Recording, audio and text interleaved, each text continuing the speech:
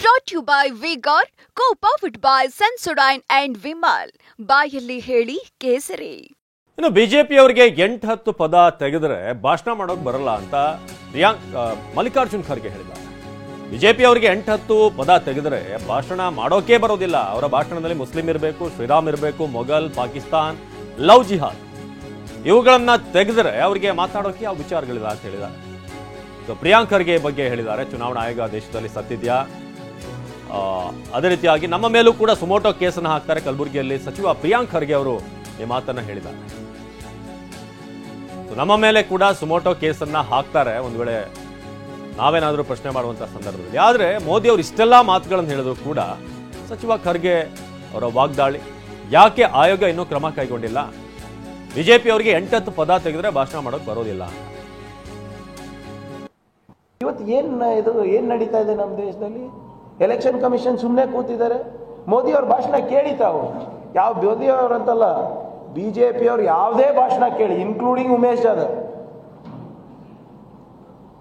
ಅವ್ರ ಭಾಷಣದಲ್ಲಿ ನಿರುದ್ಯೋಗ, ಬೆಲೆ ಏರಿಕೆ, ಸಮಾನತೆ, ಸ್ವಾಭಿಮಾನದ ಬದುಕು ಕಟ್ಟುವಂಥ ಯೋಜನೆಗಳು, ಏನು ನಿಮ್ಮ ಯಾವುದಾದ್ರೂ ಇರಿಗೇಷನ್ ಪ್ರಾಜೆಕ್ಟು, ಇನ್ಫ್ರಾಸ್ಟ್ರಕ್ಚರ್ ಪ್ರಾಜೆಕ್ಟು, ಇದು ಯಾವುದು ಬರೋದೇ ಇಲ್ಲ ಅವ್ರ ಬಾಯಿನಲ್ಲಿ. ಏನು ಬರ್ತದೆ?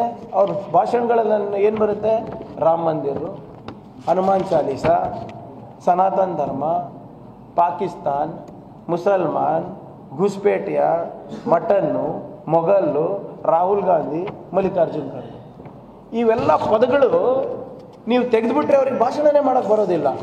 ನೀವು ಅಬ್ಸರ್ವ್ ಮಾಡಿ, ಈ ಎಲ್ಲ ಪದಗಳು ನಾ 8-10 ಪದ ಹೇಳಿದ್ದೀನಲ್ಲ, ಈ 8-10 ಪದ ತೆಗೆದುಬಿಡ್ರಿ, ನಾ ಚಾಲೆಂಜ್ ಮಾಡ್ತೀನಿ ಅವರಿಗೆ ಭಾಷಣ ಮಾಡೋಕ್ಕೆ. ಭಾಷಣನೇ ಬಿ ಜೆ ಪಿಯವರಿಗೆ ಮಾಡ್ಲಿಕ್ಕೆ ಬರೋದಿಲ್ಲ. ಈ 8-10 ಪದನೇ ಭವಿಷ್ಯಕಾಲ, ಭೂತಕಾಲಕ್ಕೆ ಹೋಗ್ಬೇಕಾದ್ರೆ ಮೊಘಲರಿಗೆ ಹೋಗ್ತಾರೆ, ಇವಾಗ ಬರಬೇಕಾದ್ರೆ ಭಯೋತ್ಪಾದನೆಗೆ ಬರ್ತಾರೆ, ಇದ್ರೆ ಮುಸಲ್ಮಾನರಿಗೆ ಬರ್ತಾರೆ, ಇದ್ರೆ ರಾಹುಲ್ ಗಾಂಧಿಗೆ ಬರ್ತಾರೆ, ಇದ್ರೆ ಸುಳ್ಳು ಹೇಳ್ತಾರೆ. ಇವತ್ತು ನಮ್ಮ ಪ್ರಶ್ನೆ ಇಷ್ಟೇ, ಕಾಂಗ್ರೆಸ್ನವರು ಇಷ್ಟೆಲ್ಲ ಭಾಷಣಗಳು ಬಿ ಜೆ ಪಿಯವರು, ಪ್ರಧಾನಮಂತ್ರಿಗಳು ಹೇಳ್ಕೊಂಡು ಓಡಾಡ್ತಾ ಇದ್ದಾರೆ. ಎಲೆಕ್ಷನ್ ಕಮಿಷನ್ ಆಫ್ ಇಂಡಿಯಾ ಮಲ್ಕೊಂಡಿದ್ಯಾ, ಏನು ಸತ್ತಿದ್ಯಾ? ಅದನ್ನು ಒಂದು ಸ್ಪಷ್ಟವಾಗಿ ಮಲ್ಕೊಂಡಿದ್ರೆ ನಾಳೆ ಅಂತ, ಇವತ್ತೆಲ್ಲ ನಾಳೆ ಎಚ್ಚರಿಕೆ ಆಗ್ಬೋದು. ನಮ್ಮಂಥವ್ರು ಮಾಡಿದ್ರೆ ಸರ್, ಇಮಿಡಿಯೇಟಾಗಿ ವಿತಿನ್ 24 hours ನನ್ನ ಮೇಲೆ ಕಂಪ್ಲೇಂಟ್ ಬರ್ತದೆ. ಅಲ್ಲೇ ಬೆಂಗಳೂರಿನಲ್ಲಿ ನಮ್ಮ ಕಚೇರಿ ಕೊಟ್ಬಿಡ್ತಾರೆ ವಿಧಾನಸೌಧದಲ್ಲಿ, 24 ತಾಸಿನಲ್ಲಿ ನೀವು ಇದಕ್ಕೆ ನೀವು ಉತ್ತರ ಕೊಡಬೇಕಂತ. ಇಲ್ಲಿ